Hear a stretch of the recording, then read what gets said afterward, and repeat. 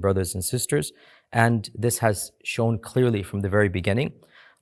This recent tweet of his once again indicates that not just him, but overall, so many of our politicians, so many of our pseudo-philosophers, they're looking at this entire reality from an extremely skewed narrative.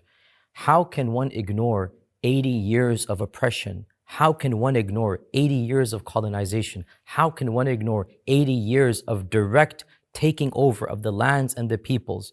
People that are not even Muslim, Nelson Mandela and others have mentioned that the Palestinians have been treated at times worse than, Nelson Mandela says, some policies worse than the South Africans were treated under the apartheid regime. How can we ignore this reality? And then when Palestinians attack back, what their oppression has been is ignored, and that one attack is highlighted. So the reality is that this type of one-sided reporting and this type of narrative in which only one side is perceived as the victim and the other side is completely ignored, it is about time we demolish this narrative. Let us take a look at the full picture. Fact of the matter is that our Palestinian brothers and sisters, their land, their lives, their peoples have been taken over for 3 generations. For how long will they remain like this? The world has been completely ignoring their plight. I have visited that land multiple times. I've interacted with the Palestinians. Why is there a Palestinian diaspora around the world? Over 10 million Palestinians are scattered around the world. Their ancestors have keys to their homes.